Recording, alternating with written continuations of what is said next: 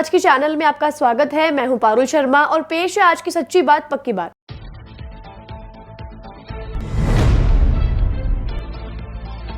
केंद्रीय जल शक्ति मंत्री गजेंद्र सिंह शेखावत ने सीएम गहलोत पर जमकर लगाए घोटाले के आरोप। फ्री स्कीम के नाम पर 1000 करोड़ की कही बात।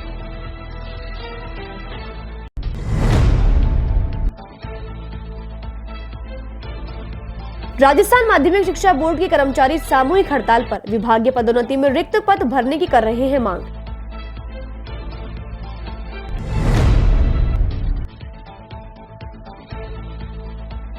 राजस्थान के कुख्यात डकैत धन सिंह ने अजमेर अदालत में किया समर्पण। एनकाउंटर का डर बताया जा रहा है समर्पण का कारण।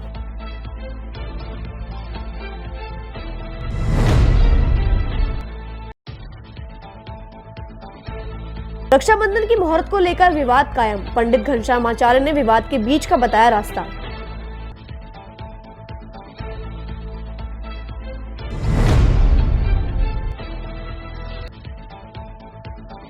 घरेलू रसोई गैस सिलेंडर में हुई 200 रुपए की कटौती। केंद्र सरकार ने दिए आदेश।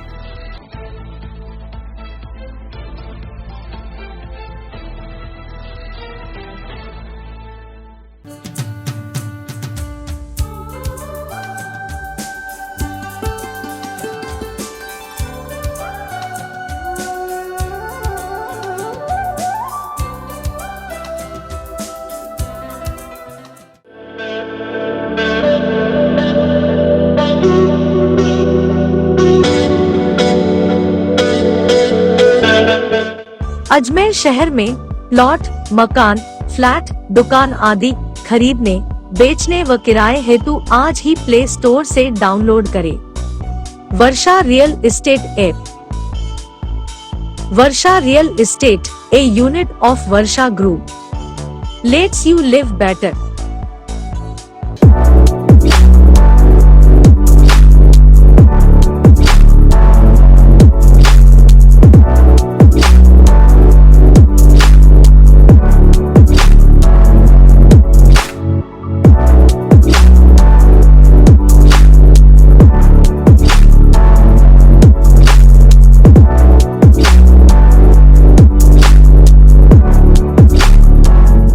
ये सर्किट मामू नहीं बनने का, रेडीनेट फाइबर लगाने का। इंटरनेट बोले तो रेडीनेट फाइबर नेट। डिटेल्स के लिए 7412001234 पे कॉल लगाने का। सही है भाई। इंटरनेट बोले तो रेडीनेट फाइबर। और अब शुरू करते हैं बातों का बेहतरीन सफर। आने वाले विधानसभा और लोकसभा चुनाव को लेकर कांग्रेस और भाजपा दोनों ही दल के नेता एक दूसरे पर घोटाले का आरोप और व्यक्तिगत छवि धूमिल करते नजर आ रहे हैं। केंद्रीय जल शक्ति मंत्री गजेंद्र सिंह शेखावत ने राजस्थान के मुख्यमंत्री अशोक गहलोत पर फ्री स्कीम के नाम पर 1000 करोड़ रुपए की घोटाले का आरोप लगाया है। यह बात शेखावत ने पुष्कर में एक दिवसीय दौरे के दौरान कही। पत्रकारों से बातचीत में शेखावत ने कहा कि भाजपा संगठन की ताकत पर चुनाव लड़ने वाली पार्टी है। जब से राजस्थान में कांग्रेस की सरकार है तब से भाजपा लगातार कांग्रेस की विफलताओं को आम जनता तक पहुंचा रही है। कांग्रेस पर आरोप लगाते हुए कहा कि मुख्यमंत्री अशोक गहलोत जाते जाते लगातार घोषणाएं करते जा रहे हैं जो कभी धरातल पर अमल नहीं होंगी। मुफ्त परियोजनाओं पर बात करते हुए कहा कि मुफ्त बिजली की घोषणा तो हो गई मगर राजस्थान में किसान और आम जनता बिजली ढूंढ रही है और न करना भी चाहिए। भारतीय जनता पार्टी अपने संगठन की ताकत के आधार पर चुनाव लड़ने वाली पार्टी है और संगठन की शक्ति को निरंतर बढ़ाने के लिए, संगठन के व्याप को बढ़ाने के लिए, हमारे संगठन की ताकत का पैनापन बढ़ाने के लिए भारतीय जनता पार्टी लगातार वर्ष पर्यंत 5 साल तक सक्रिय रहती है। भारतीय जनता पार्टी अन्य राजनीतिक दलों की तरह नहीं है कि सिर्फ चुनाव के समय 2-3 महीने में कोई काम करे अंतिम समय में जाके। हम सामाजिक सरोकार के विषयों के साथ में जुड़ करके बूथ के कार्यकर्ता से लेकर के राष्ट्रीय अध्यक्ष सभी लोग निरंतर सक्रिय रहते हैं और जनता के साथ में जुड़े रह करके अपने काम।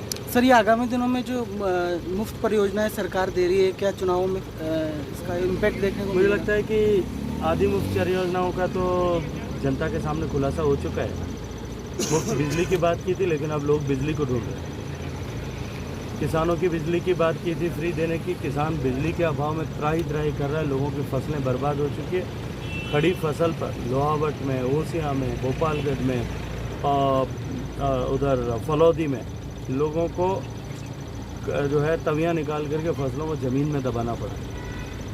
ये अन्नपूर्णा की बात कर रहे थे, उसकी हकीकत आप सबके सामने।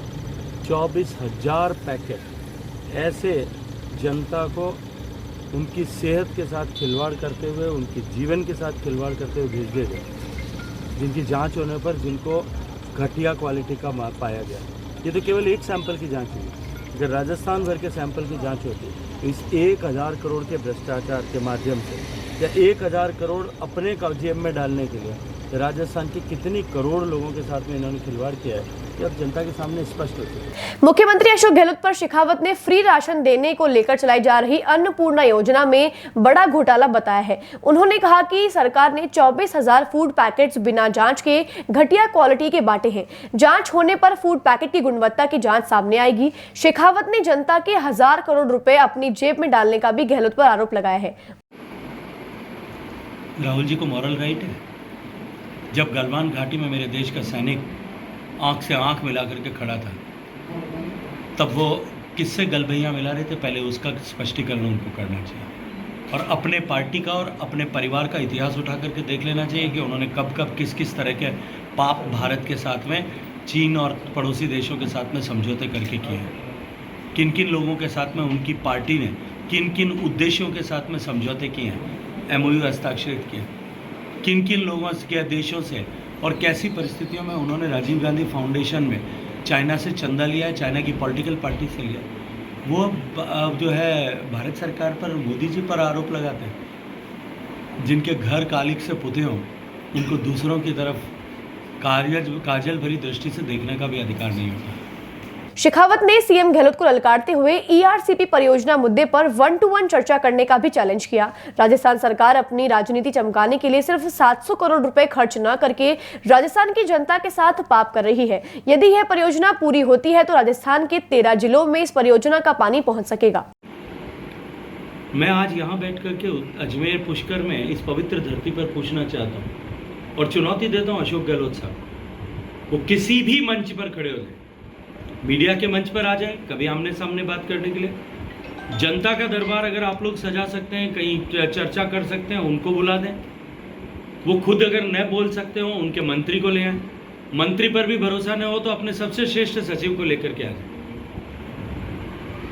जो योजना हमने प्रस्तावित की, जिस स्वरूप में प्रस्तावित की है, उस स्वरूप की बात मैं करता हूं और जो कुछ उन्होंने तय किया उसकी चर्चा वो करें और फिर जनता डिसाइड करे कि कौन राजस्थान के साथ में राजनीति कर रहा है। 15,000 करोड़ रुपए की अनुमानित आज की लागत और पूरा होने पर 20,000 करोड़ की लागत खर्च करके वो 521 MCM पानी लाने को आमादा है, जिससे अजमेर शहर को पीने का पानी सपोर्ट मिलेगा। जयपुर का 390 MCM पीने का पानी की आवश्यकता पूरी होगी और टॉक की 45 MCM पूरी होगी। इतने में समाप्त हो जाएगा। जबकि उसके उलट जो हमने PKC पुराना पार्वती कालीसिंध चंबल परियोजना और ERCP को लिंक करके एक नदी जोड़ने की परियोजना के रूप में प्रस्तावित करके राजस्थान को स्वीकृति के लिए भेजा है, उस 40,000 करोड़ की परियोजना से 2,500 MCM पानी मिलता है, 521 के तुलना में 5 गुना। और उस 2,500 MCM को पानी को लाने के लिए 40,000 करोड़ की परियोजना बनती है और उसमें 2,500 के सामने 1,300 MCM पानी मध्य प्रदेश को भी मिलता है, 1/3। और उसमें क्योंकि ये नदी जोड़ने की परियोजना है तो राजस्थान सरकार और मध्य प्रदेश सरकार को मिलकर के 4,000 करोड़ खर्च करना होता है। अगर इन दोनों के पानी के हिसाब से उसके लागत को बांट दूं तो राजस्थान सरकार को 2,400 करोड़ रुपए खर्च करने होते हैं। उसमें से भी लगभग 1600-1700 करोड़ राजस्थान ऑलरेडी खर्च कर चुका है।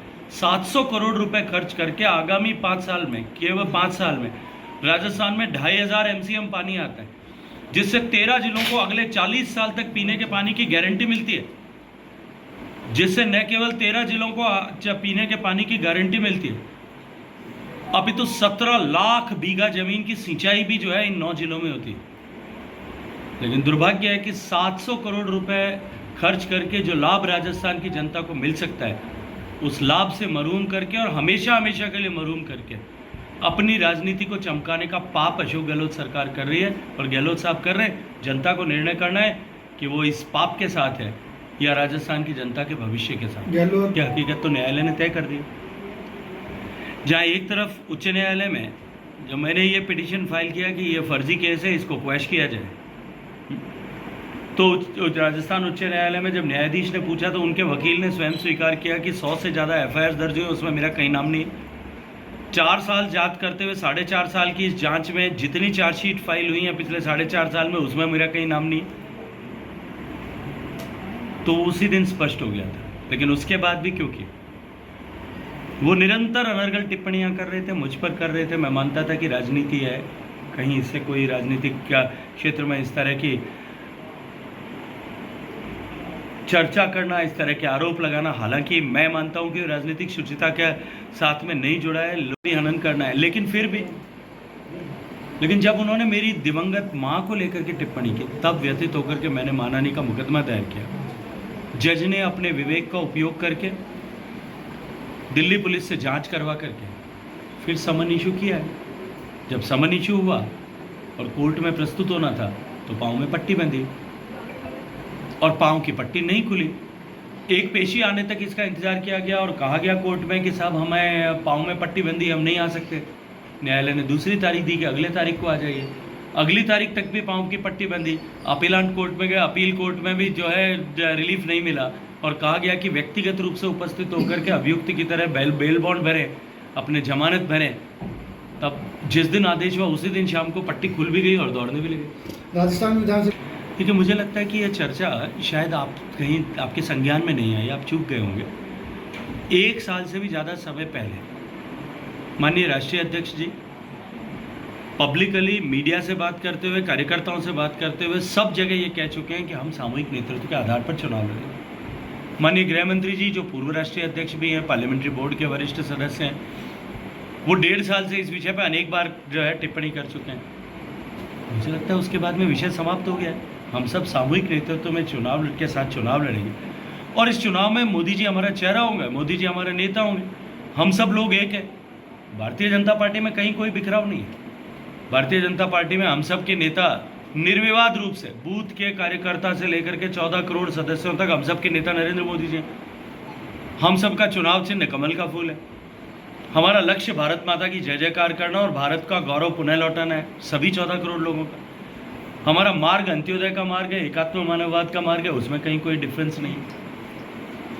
और हमारा लक्ष्य जो है इस कुराज को उखाड़ फेंक करके और राजस्थान में सुशासन की स्थापना करना, ये हमारा लक्ष्य है। उस लक्ष्य के लिए हम सब मिलकर के काम कर रहे हैं। सरकार कई मुफ्त की योजनाएं चालू करके रिपीट होने का दावा कर रही है, क्या मानते हैं?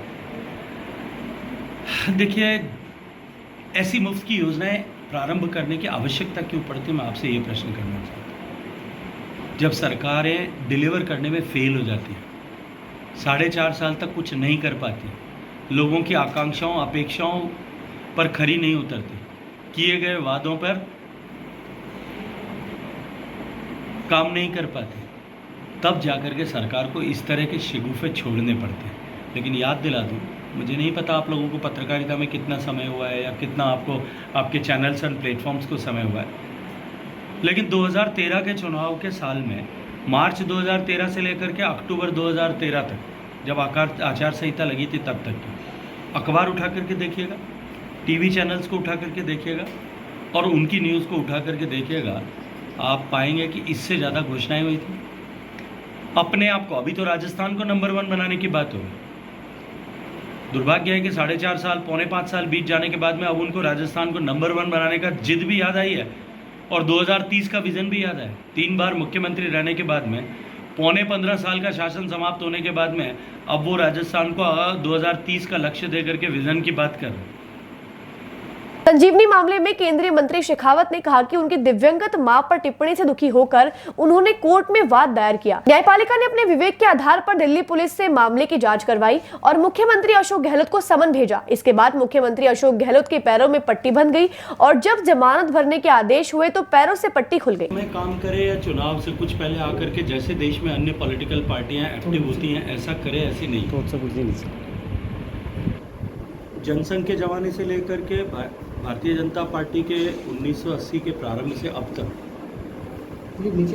भारतीय जनता पार्टी संगठन की ताकत को खड़ी कर एक निश्चित लक्ष्य की पूर्ति के लिए एक तय मार्ग पर काम करने वाला वैचारिक संगठन है। हम अपने संगठन की ताकत बढ़ाने के लिए लगातार 5 साल तक काम करते हैं। समाज के सरोकार के विषयों के साथ में जुड़ते हैं, समाज की समस्याओं के समाधान के लिए काम करते हैं। आपने देखा होगा जब कोरोना की आपदा आई थी दुनिया की सारी पॉलिटिकल पार्टियां हाइबरनेशन में चली गई, सुसप्तावस्था में चली गई। उस समय केवल एकमात्र राजनीतिक दल था जिसका बूथ के कार्यकर्ता से लेकर के राष्ट्रीय अध्यक्ष तक हर व्यक्ति समाज के कष्ट को हरने में सहभागी बनने के लिए काम कर रहा था। और तभी उस कठिन दौर में हमने कितने अपने साथियों को खोया। इसलिए भारतीय जनता पार्टी केवल चुनाव के निमित्त काम नहीं करती, क्योंकि सत्ता हमारे लिए उस लक्ष्य को प्राप्त करने का साधन है। हम सब मिलकर के अपने संगठन की ताकत बढ़ा करके संगठन की शक्ति को और अधिक पैनापन देते हुए हम चुनाव के समर में जाने के लिए तैयारी कर रहे हैं। टीआरपीसी का ईस्टर्न कैनाल का मामला बार बार उछाला जा रहा है, क्या किया? देखिए, ईस्टर्न राजस्थान कैनाल प्रोजेक्ट के नाम पर अशोक गहलोत सरकार राजनीति करती है या माननीय मुख्यमंत्री जी राजनीति करते हैं, तब तक मैं ऐसा मान सकता था कि राजनीतिक क्षेत्र का कार्यकर्ता होने के नाते उनका ऐसा करना उनका अधिकार भी है और धर्म भी है। लेकिन लोकतांत्रिक व्यवस्था में शपथ लेकर के पद पर बैठने वाला व्यक्ति अगर अपनी राजनीतिक महत्वाकांक्षाओं के चलते हुए राजस्थान के 13 जिले और 13 जिलों के लगभग 3 करोड़ से ज़्यादा आबादी, उनके जीवन की रेखा और उनके भविष्य के साथ में खिलवाड़ करे, अपनी राजनीतिक महत्वाकांक्षाओं की पूर्ति के लिए राजस्थान के भविष्य को, पूर्वी राजस्थान के भविष्य को संवारने वाली उस परियोजना को राजनीति का फुटबॉल बनाए, ये केवल राजनीति नहीं होती, ये पाप होता है। और मैं जिम्मेदारी से कह रहा हूँ कि अशोक गहलोत सरकार और गहलोत साहब ने ये पाप किया है, क्योंकि जितना पानी उस जिद के चलते वो लेकर के आ रहे हैं, जो नवनेरा, गालवा, ईसरदा, बीसलपुर लिंक बनाने का उन्होंने ईआरसीपी के कवर में घोषणा की है, जिस पर जैसा मेरे ही मंत्रालय के संस्था वेबकॉस ने एस्टिमेट भी बनाया है, डीपीआर भी बनाया है, और जिसकी एस्टिमेटेड कॉस्ट आज के जो है वो दर पर 15,000 करोड़ रुपए होती है बनने पूरी। राजस्थान माध्यमिक शिक्षा बोर्ड में विभागीय पदोन्नति व रिक्त पद भरने की मांग को लेकर आंदोलन के क्रम में मंगलवार को बोर्ड कर्मचारियों ने सामूहिक अवकाश लिया। बोर्ड कर्मचारी नेता मोहन सिंह रावत ने बताया कि वर्ष 2016 से डीपीसी नहीं करने पर कर्मचारी पिछले कई दिनों से चरणबद्ध आंदोलन पर है। इसी क्रम में सोमवार को सामूहिक अवकाश लिया गया। राजस्थान माध्यमिक शिक्षा बोर्ड के कर्मचारियों ने विभिन्न मांगों को लेकर किए जा रहे आंदोलन के क्रम में मंगलवार को सामूहिक अवकाश पर रहे। इसके तहत मंगलवार को भी सुबह 10:30 बजे कर्मचारियों ने बोर्ड परिसर के प्रवेश द्वार पर हनुमान चालीसा का पाठ किया। इसके बाद वे सामूहिक अवकाश पर चले गए। मंगलवार को दस्तावेज चाहने वालों की भीड़ रहती है। अंक तालिकाएं, प्रमाण पत्र, माइग्रेशन आदि के लिए सीकर, भरतपुर, अलवर सहित अन्य दूरस्थ जिलों से अभिभावक व विद्यार्थी बोर्ड कार्यालय पहुंचे। कर्मचारियों के सामूहिक अवकाश पर होने का पता चलने पर निराश हुए। उन्होंने नारेबाजी कर नाराजगी जताई। बाद में पुलिस ने उन्हें समझाइश कर परिसर से रवाना किया। माध्यमिक शिक्षा बोर्ड पहुंचे अभिभावक विद्यार्थियों का कहना है कि 8 घंटे का सफर तय करके यहां आए हैं। अंक तालिका में संशोधन कराना था। बोर्ड की वेबसाइट पर सूचना दी थी, परंतु यहां कोई सुनवाई नहीं हो रही। माध्यमिक शिक्षा बोर्ड संयुक्त कर्मचारी संघ की तरफ से हम आंदोलनरत है। हमारी डिमांड है कि जो 16-17 से माध्यमिक शिक्षा बोर्ड में डीपीसी नहीं हुई है, ऊपर के लगभग सभी पद खाली पड़े हैं। एक सीसी का 2 निदेशक हैं, 4 उप निदेशक हैं, 1 सचिव है, ये सारे पद खाली हैं। इसके अलावा 13 हमारे पास सहायक निदेशक है, उनमें से 8 सहायक निदेशक इसी वर्ष में सेवानिवृत्त हो जाएंगे। और कुल मिलाकर स्थिति ये रहेगी कि माध्यमिक शिक्षा बोर्ड का जो प्रशासनिक तंत्र है वो पूरी तरीके से नेस्तनाबूद होने वाली स्थिति रहेगी। ढांचा पूरी तरीके से गिरने वाली बात है। और उसी के साथ जो ऊपर के प्रमोशन होंगे तभी हमारे नीचे के प्रमोशन होंगे।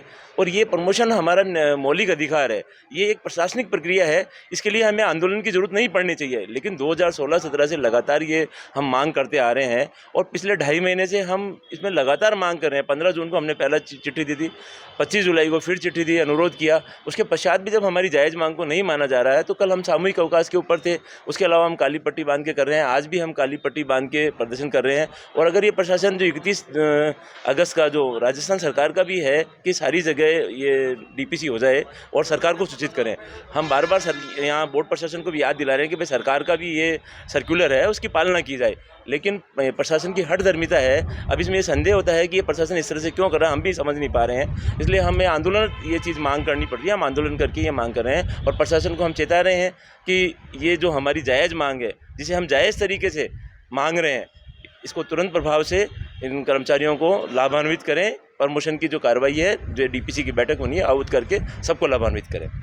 हमारा ये माध्यमिक शिक्षा बोर्ड कर्मचारी संघ की ओर से मंत्रालय कर्मचारी और जितने भी कर्मचारी उन्होंने डीपीसी को लेकर के, प्रमोशन को लेकर के अभी एजिटेशन कर रखा, आंदोलन कर रखा है। 10-15 दिन हो गए हम लोगों को, 2 महीने से हम मांग करते आ रहे हैं प्रशासन से कि भाई हमारे प्रमोशन कर दो, क्योंकि राजस्थान सरकार ने भी ये आदेश दिए हैं कि भाई जिन लोगों के अगस्त तक प्रमोशन होंगे उनमें 2 साल की छूट दी जाएगी। हम लोगों के ऊपर ये मानना था कि भाई अगर हमारे भी प्रमोशन समय पर हो जाते हैं तो हम लोगों को भी 2 साल की छूट मिल जाए, लेकिन प्रशासन की हठधर्मिता के कारण हम लोगों को आंदोलन करना पड़ रहा है। आंदोलन की वजह से लोग भी परेशान हो रहे हैं, लेकिन अब हमारी जायज़ मांग है, मतलब ये कोई मांग नहीं है, ये तो एक रूटीन वर्क है कि जो होना चाहिए। करीब कितने कर्मचारी हैं? अरे है 350-350 कर्मचारी हैं। आज क्या किया? आज हम लोग गेट मीटिंग करेंगे और काली पट्टी बांध करके करेंगे, और आज हम और निर्णय लेंगे कर्मचारी संघ की बैठक में कि आगे हमें किस रूप में इस आंदोलन को गति प्रदान करनी है। राजस्थान सहित अजमेर शहर के विभिन्न थानों में हत्या के प्रयास, डकैती, लूट जैसे 40 से ज्यादा मुकदमों में आरोपी कुख्यात डकैत धन सिंह ने अचानक अजमेर के ST/SC न्यायालय पहुंचकर माननीय न्यायाधीश के सामने खुद को सरेंडर कर दिया। उसके बाद संबंधित थाना पुलिस ने उसे कड़ी पुलिस बंदोबस्त के बीच पुलिस थाने ले गई। इस बीच धन सिंह ने मीडिया को बताया कि राजनीतिक दबाव के चलते उसके एनकाउंटर की प्लानिंग पुलिस द्वारा की जा रही थी और दूसरे मुकदमों में भी उसे सह आरोपी बनाया जा रहा है।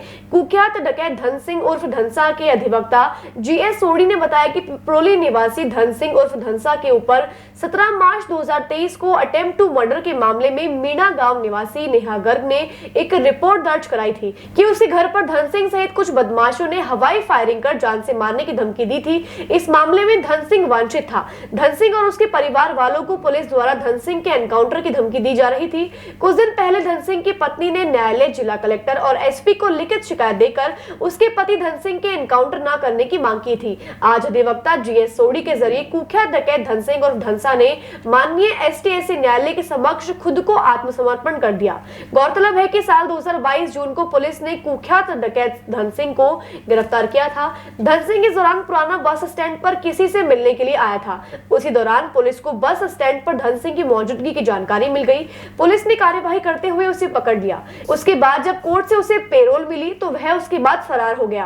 तभी से दोबारा पुलिस उसकी तलाश कर रही है। धन सिंह पर अजमेर जिले के विभिन्न थानों में हत्या के प्रयास, डकैती, लूट आदि के 40 से अधिक मुकदमे दर्ज है। जैसा कि आपको ज्ञात है कि आज धन सिंह उर्फ धनसा निवासी पिपरोली ने अदालत में एक 307 अटेम्प्ट टू मर्डर के प्रकरण जो यहाँ विचाराधीन है, जो कि पर्वतराज प्रकरण है 17/3/2023 का, नयागढ़ का मीणा गांव का, जहां पर रात को उसने रिपोर्ट दर्ज कराई कि कोई अज्ञात लोग आए, हवाई फायर किए, जान से मारने की कोशिश करी। उस प्रकरण में धन सिंह वांछित था। तो आज हमने न्यायालय के समक्ष उसको आत्मसमर्पित किया है। और आत्मसमर्पित करने का मुख्यतः कारण यही है कि कुछ दिन पहले पुलिस द्वारा उसको एनकाउंटर से मारने की एक जो धमकी दी गई थी, जिसको लेके धन सिंह की पत्नी द्वारा भी आपके माध्यम से और SP साहब को इस चीज़ के लिए, अपना परिवार और बचाए रखने के लिए और धन सिंह की जान माल की सुरक्षा के लिए एक गुहार की थी। तो उसी डर और उसी धमकी के अनुसरण में आज डायरेक्ट धन सिंह ने न्यायालय के समक्ष अपने आप को आत्मसमर्पित किया है। और ये प्रकरण में भी वो वांछित है और कुछ अन्य प्रकरण में भी पुलिस द्वारा उसको वांछित माना जा रहा है, जिस संदर्भ में आज उसको सरेंडर किया।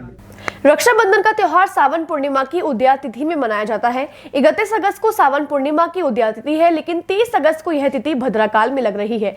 30 अगस्त को रात 9 बजे के बाद राखी का मुहूर्त है, लेकिन जो लोग रात में रक्षाबंधन नहीं मनाना चाहते हैं उनके लिए दिन का मुहूर्त शुभ है। सावन पूर्णिमा की उदया तिथि 31 अगस्त गुरुवार को है। ऐसे में रक्षाबंधन 31 अगस्त को भी मनाना ठीक है।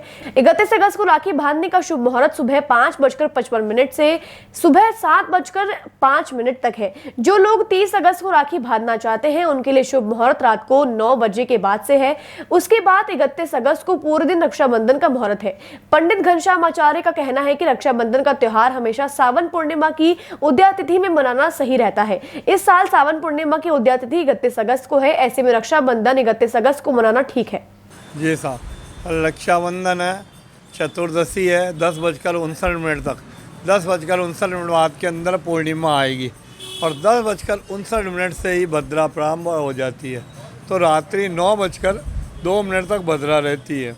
तो जो राखी और श्रवण की पूजा है सुबह 10:59 मतलब 11 बजे पहले कर लेनी चाहिए, और नहीं तो शाम को 5:30 बजे से लेकर 6:30 बजे प्रदोष काल में भद्रा की पूज को छोड़ करके रक्षाबंधन की जा सकती है। और उसके बाद में रात्रि 9:02 पर भद्रा उतर जाएगी, तो 9:02 बाद में रक्षाबंधन करें, और नहीं तो दूसरे दिन सुबह 7:02 के तक पूर्णिमा है 31 तारीख को। 30 तारीख को तो भद्रा हो गई, 30 को रक्षाबंधन कर सकते हैं 11 बजे पहले। शाम को 5:30 बजे से 6:30 बजे तक भद्रा की पूंछ को छोड़कर रक्षाबंधन कर सकते हैं।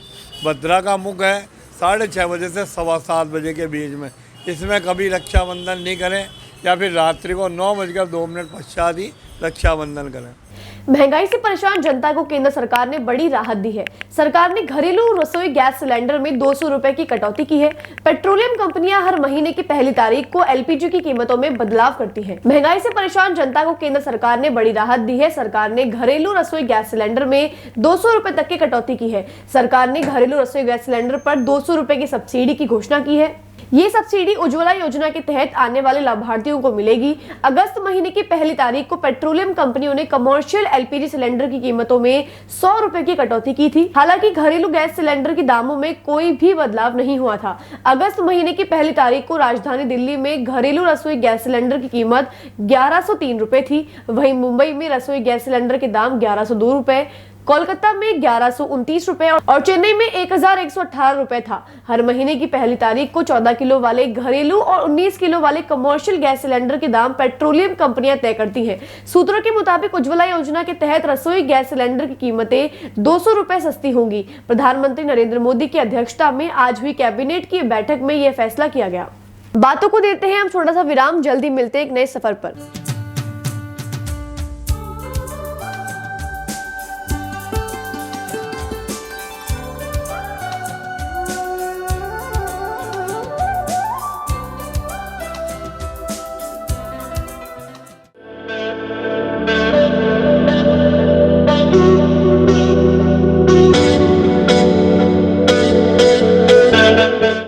अजमेर शहर में प्लॉट, मकान, फ्लैट, दुकान आदि खरीदने, बेचने व किराए हेतु आज ही प्ले स्टोर से डाउनलोड करें Varsha real estate app. Varsha real estate, a unit of Varsha group, lets you live better.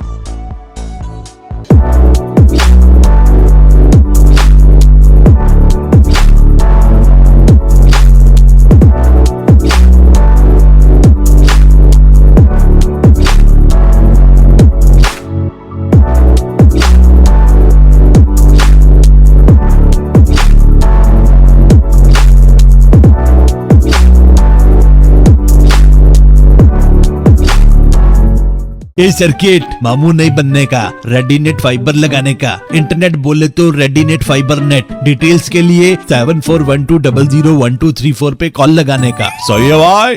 Internet बोले तो रेडिनेट फाइबर। एक बार फिर आपका स्वागत है। आइए चलते एक नए सफर पर। मदनगंज थाना क्षेत्र में कुएं में एक युवक की लाश मिलने से इलाके में सनसनी फैल गई। युवक सोमवार शाम से अपने घर से लापता था। प्राप्त जानकारी के अनुसार मृतक की पहचान गांधीनगर थाना क्षेत्र बजरंग कॉलोनी निवासी गोपाल यादव के रूप में हुई है।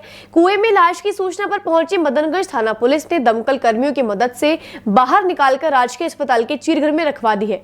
परिजनों की लिखित रिपोर्ट के आधार पर अग्रिम कार्यवाही की जाएगी। अखिल राजस्थान राज्य कर्मचारी संयुक्त महासंघ के पदाधिकारी ने अपनी 15 सूत्रीय मांगों को लेकर मुख्यमंत्री के नाम जिला कलेक्टर को ज्ञापन सौंपा। आज अखिल राजस्थान राज्य कर्मचारी संयुक्त महासंघ जिलाध्यक्ष विनोद रत्नू के नेतृत्व में 15 सूत्रीय ज्ञापन में मांग की गई कि कार्मिकों का वेतन न्यूनतम 26,000 रुपए करने, सामंत कमेटी की सिफारिशों को लागू करने, जनवरी 2019 से जून 2021 तक महंगाई भत्ता एरियर का नगद भुगतान कराने, संविदा कर्मियों को नियमित करने, समस्त संवर्ग के रिक्त पदों को शीघ्र भरने सहित विभिन्न मांगे रखी गई। अखिल राजस्थान राज्य कर्मचारी संयुक्त महासंघ के आह्वान पर आज प्रदेश स्तर पर प्रत्येक जिला मुख्यालय पर महासंघ द्वारा जो जितने भी घटक संगठन है वो अपनी अपनी मांगों को लेकर 15 सूत्री जो मांगे थी, जब से सरकार सत्ता में आई थी कांग्रेस सरकार, तब सरकार ने कर्मचारी संगठनों से जो वार्ताएं करी थी, उनसे जो वादे किए थे, उनको लेकर कर्मचारी 4.5 साल तक इस चीज़ को सहन करता रहा। अब कर्मचारी जो आर पार की लड़ाई लड़ने के लिए तैयार बैठा है। ये चुनावी वर्ष है। मेरा ये मानना है कि आप देखिए, नर्सिंग कर्मचारी आंदोलन की राह पर है, ग्राम सेवक है, पटवारी, गिरदावर, तहसीलदार, इवन बाबू तक भी पिछले 2 महीने तक हड़ताल पे रहे थे। पर ये समझ में नहीं आ रहा कि गहलोत साहब कहते कि मैं आप मांगते मांगते थक जाओगे और मैं देते देते नहीं थकूंगा, पर गहलोत साहब कोई घोषणा करते हैं पर उसको सही तरीके से इम्प्लीमेंट नहीं किया जा रहा है। हो सकता है कुछ विपक्षी लोग इस चीज़ को, ताकि सरकार के खिलाफ एक माहौल बने और कर्मचारी संघ की जो मांगे वो अधूरी रह जाए और आने वाले चुनाव में सरकार के खिलाफ ये कर्मचारी खड़ा हो जाए। मेरा सरकार से यही मांग है कि जो 4.5 साल में जो हमारे साथ जो समझौते हुए उनको, और ये हमारे जो 15 सूत्री मांग पत्र है, इस पर संज्ञान लें और इस चुनावी वर्ष से आचार संहिता लगे उससे पहले इन कर्मचारियों को खुश कर दें, अन्यथा सरकार को इसका परिणाम भुगतना पड़ेगा। अनुसूचित जाति जनजाति वित्त विभाग के अध्यक्ष शंकर दयाल ने आज अजमेर नगर निगम में लगाए गए जागरूकता शिविर में भाग लिया। अध्यक्ष शंकर दयाल ने बताया कि अनुसूचित जाति जनजाति वित्त आयोग की ओर से राजस्थान में SC/ST के क्षेत्र में जागरूकता शिविर लगाकर सरकार की महत्वाकांक्षी और विकासशील योजनाओं की जानकारी देना मुख्यमंत्री अशोक गहलोत का प्रमुख लक्ष्य है। इस जागरूकता शिविर के माध्यम से आर्थिक रूप से कमजोर व्यक्तियों को मजबूती मिल सकेगी, वहीं अंतिम छोर पर बैठे व्यक्तियों को मुख्य धारा में लाया जाएगा। राजस्थान अनुसूचित जाति जनजाति वित्त और विकास आयोग की ओर से पूरे राजस्थान में हम अधिक से अधिक लोगों को हमारी योजनाओं से जोड़कर उनको आर्थिक रूप से हम ऋण देकर उनको मुख्य धारा में ला सकें, इसी प्रयास के साथ हमने पूरे राजस्थान में शेड्यूल कास्ट शेड्यूल ट्राइब के क्षेत्रों में, नगर निगमों में और उन क्षेत्रों में जाके हमने जागरूकता शिविर लगाकर आम लोगों को सरकार की योजनाओं की जानकारी देने का काम शुरू किया है। और इसी सिलसिले में आज मैं अजमेर में आया हूँ। हमारे यहाँ ये दूसरा शिविर है। हम और शिविर भी वार्डों में, ग्राम पंचायतों में, पंचायत समिति में जाकर लगाएंगे, ताकि अनुसूचित जाति जनजाति वित्त और विकास आयोग की जो योजनाएं हैं, सरकार जो गरीब को आगे बढ़ाने के लिए, पीड़ित वंचित लोगों को विकास की मुख्य धारा में लाने के लिए उनका आर्थिक संबलीकरण हो, आर्थिक रूप से उनको मजबूती मिल सके, उसी दिशा में हम लोग चाहते हैं कि अधिक से अधिक लोग इन योजनाओं से जुड़े, इन योजनाओं का लाभ उठाए और अपने जीवन स्तर को ऊपर उठा सके। इसी सिलसिले में आज मैं आया हूँ। राजस्थान के माननीय मुख्यमंत्री अशोक गहलोत जी ने कई कल्याणकारी योजनाएं बनाकर अनुसूचित जाति और जनजाति के कल्याण के लिए, उनके विकास के लिए, उनको मुख्य धारा में लाने के लिए कई योजनाएं चलाई हैं। उन योजनाओं का लाभ भी आखिरी पंक्ति पर बैठे हुए व्यक्ति के दरवाजे तक पहुँचे, इसी सोच, इसी मकसद के साथ, जैसा सरकार की मंशा है, सरकार की नीयत है कि गरीब को गणेश मानकर सेवा की जा सके, उसी काम को लेकर हम आज आए हैं। और निश्चित रूप से अजमेर के और पूरे राजस्थान के जो SC/ST के लोग हैं, उनको हम ऋण देकर उनको विकास की मुख्य धारा में लाने का प्रयास करेंगे। सावन माह में भगवान शिव को प्रसन्न करने हेतु शिव मंदिरों में जलाभिषेक व रुद्र पाठ के साथ साथ मंगला गौरी की पूजन की भी प्रथा चली आ रही है। इसी क्रम में आज कचहरी रोड स्थित महाराष्ट्र मंडल में मराठी समाज की सुहागिन बहु बेटियों ने मंगला गौरी की अखंड सौभाग्य प्राप्ति हेतु पूजा कर धर्म लाभ प्राप्त किया। हिंदू धर्म में भगवान शिव और पार्वती को दाम्पत्य जीवन का आदर्श माना जाता है और उसी का आशीर्वाद हर विवाहित जोड़े पर बना रहे। साथ ही सुहागिन ने अपने पति के सौभाग्य और दीर्घायु की कामना के लिए सावन माह में मंगलवार को इस मंगला गौरी की पूजा की जाती है। आज मराठी समाज की सुहागिनों श्रुति पत्की, गायत्री भातोड़कर, प्रियंका भातोड़कर, वैशाली विपट ने जोड़े के साथ महाराष्ट्र मंडल में आयोजित की गई। पंडित किशोर बुआ ने वेदोक्त मंत्रोच्चार के साथ पूजा संपन्न कराई। पंडित बुआ जी ने बताया कि नवविवाहित महिलाओं के लिए विवाह के प्रथम वर्ष से 5 वर्ष तक की पूजा अनिवार्य होती है। पूजा के बाद सभी महिलाओं द्वारा मंगला गौरी के समय खेले जाने वाले पारंपरिक खेलों को खेलकर माहौल को एकदम धार्मिक व प्रसन्नचित्त कर दिया गया। इस अवसर पर समाज के सचिव पुरुषोत्तम, नातू उपाध्यक्ष श्रीमती माधवी, कोषाध्यक्ष मिलिंद भातोड़कर, सह सचिव प्रकाश घुड़े, राहुल मोरगांवकर, वर्षा भातोड़कर, समीर घुड़े, अंजलि शालिग्राम व अन्य गणमान्य नागरिक उपस्थित थे। पूजा आरती के बाद भोजन प्रसादी कर कार्यक्रम का समापन किया गया।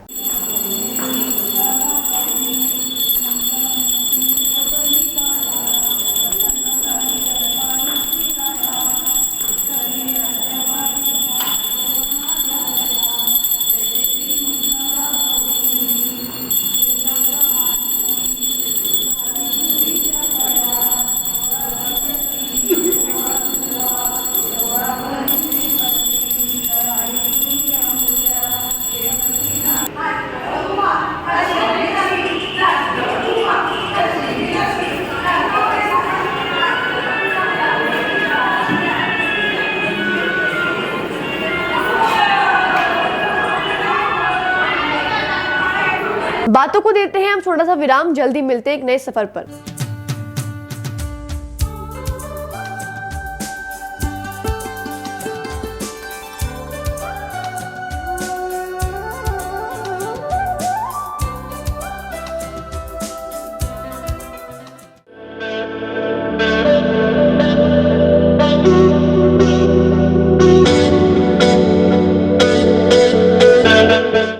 अजमेर शहर में प्लॉट, मकान, फ्लैट, दुकान आदि खरीदने, बेचने व किराए हेतु आज ही प्ले स्टोर से डाउनलोड करें वर्षा रियल एस्टेट ऐप।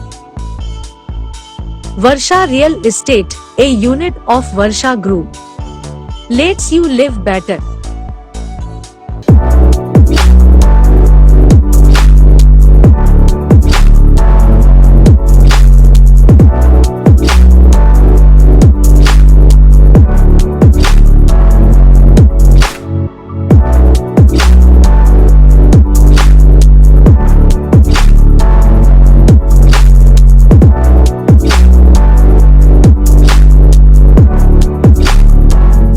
ये सर्किट मामू नहीं बनने का, रेडीनेट फाइबर लगाने का। इंटरनेट बोले तो रेडीनेट फाइबर नेट। डिटेल्स के लिए 7412001234 पे कॉल लगाने का। सही है भाई।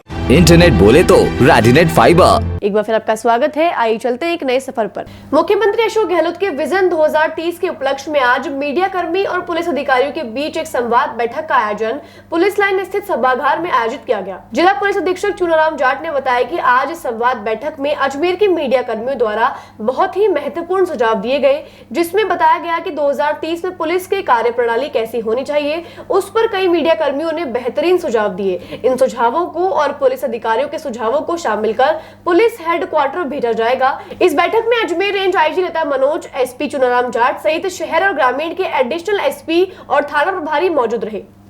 जो माननीय मुख्यमंत्री जी का विजन 2030 है, उसको लेकर के जो हमारी आज मीडिया पर्सन्स के साथ में आईजी मैम की निर्देशन में और उनकी उपस्थिति में ये मीटिंग ली गई है। मीडिया की तरफ से जो सुझाव आए हैं कि किस तरह की हमारी पुलिस है वो 2030 में होनी चाहिए, किस तरह के रिसोर्सेज होने चाहिए, किस तरह की टेक्नोलॉजी होनी चाहिए और किस तरह से हमारे जो जवान से लेकर के अधिकारी तक है वो ट्रेंड होने चाहिए, उसके बारे में अजमेर की मीडिया के द्वारा बहुत ही बहुमूल्य सुझाव दिए गए हैं। और ये हम जो हमारा अजमेर पुलिस का विजन 2030 जब हम तैयार करके PHQ भेजेंगे तो इन सुझावों को शामिल करके हम भेजेंगे। अगर राजस्थान सरकार ने 5 सितंबर से पहले नर्सिंग कर्मियों की 11 सूत्री मांग नहीं मानी तो 5 सितंबर से राजस्थान के 70,000 नर्सिंग कर्मी अनिश्चितकालीन हड़ताल पर चले जाएंगे। यह कहना है नर्सेज एसोसिएशन के जिला संयोजक धर्मेंद्र चौधरी का। नर्सिंग कर्मियों का पिछले 44 दिनों से चल रहा प्रदर्शन मंगलवार को भी जारी रहा। संभाग के सबसे बड़े JLL अस्पताल के नर्सिंग कर्मियों ने संपूर्ण रूप से 2 घंटे कार्य बहिष्कार किया। पिछले 25 अगस्त को करीब 15 12 बसों में भरकर नर्सिंग कर्मी जयपुर के लिए रवाना हुए थे। जयपुर में नर्सिंग कर्मियों ने महारैली आयोजन किया है। अस्पताल में हालात न बिगड़े, इसे लेकर अस्पताल प्रशासन ने प्राइवेट हॉस्पिटल के नर्सिंग स्टूडेंट को अस्पताल में लगाया है, जो व्यवस्थाओं को संभाल रही थी। आज भी जेएलएन, जनाना और सैटेलाइट अस्पताल के नर्सिंग कर्मियों ने सुबह 2 घंटे कार्य का बहिष्कार कर प्रदर्शन किया। राजस्थान नर्सेज संयुक्त संघर्ष समिति के बैनर के नीचे पिछले 44 दिन से धरना चल रहा है, गांधीवादी आंदोलन चला रहे थे। हमने 25 तारीख को जयपुर के अंदर एक महारैली की थी, जिसमें हमने निदेशालय का घेराव किया था, जिसके अंदर राजस्थान की 50,000 से ज़्यादा नर्सेज वहाँ पे अपना शरीक हुई थी। लोकतंत्र के अंदर हमने सिर गिनाने का भी काम किया, लेकिन गहलोत सरकार ने किसी भी प्रकार की नर्सेज के जो 11 सूत्रीय मांगे हैं उनके प्रति कोई सकारात्मक कदम नहीं उठाया। इसकी वजह से राजस्थान की समस्त नर्सेज ने 25 तारीख को ये निर्णय लिया कि हम 4 तारीख तक 2 घंटे का कार्य बहिष्कार करेंगे और आगामी 5 सितंबर से हम संपूर्ण कार्य बहिष्कार करते हुए हड़ताल पे जाएंगे। अगर सरकार हमारी 4 तारीख तक मांग नहीं मानती है तो 5 तारीख से सारी ये जो चिकित्सा व्यवस्था है वो ठप हो जाएगी और राजस्थान की जो 70,000 नर्सेज हैं वो संपूर्ण कार्य बहिष्कार करते हुए हड़ताल पे जाएगी। आज हमारे आंदोलन का 44वें दिन था, जिसके अंदर जेएलएन मेडिकल हॉस्पिटल और हमारे सैटेलाइट और जनाना अस्पताल के अंदर भी 2 घंटे का संपूर्ण कार्य बहिष्कार किया गया। इसके बाद में भी हमारे इस गांधीवादी आंदोलन को दबाने की कोशिश करी और हमारे जो नर्सेज के जो नेता हैं उनको सरकार गिरफ्तार करेगी। उसके बावजूद भी हमारा आंदोलन दबने वाला नहीं है। इस बार हमने सरकार से आर पार लड़ने का मूड बना लिया, मानस बना लिया है। जिस प्रकार नर्सेज ने कोरोना जैसी महामारी के अंदर राज्य सरकार यहाँ के लोगों की जो सेवा करी थी, जब टीकाकरण अभियान आया, वैक्सीनेशन कोरोना जैसी महामारी में, उसको सफल हमने अभियान चलाया। प्लस पोलियो जैसा अभियान आता है उसको हम सफल करते हैं, लेकिन नर्सेज पिछले 44 दिन से अपना धरना दे रही है। जहां हमें आज अस्पताल के अंदर होना चाहिए था, मजबूरन हमें 44 दिन से सड़कों पे बैठे हैं। लेकिन ये राज्य सरकार ये नर्सेज की 11 सूत्रीय मांगों के प्रति कोई सकारात्मक कदम नहीं उठा रही है। इसकी वजह से हमें उग्र आंदोलन करेंगे और 5 तारीख से पूरे राजस्थान की संपूर्ण नर्सेज कार्य बहिष्कार करते हुए अनिश्चितकालीन हड़ताल पे चले जाएंगे। आज बस इतना ही, कल फिर होगी आपसे मुलाकात। तब तक के लिए दीजिए इजाजत, नमस्कार।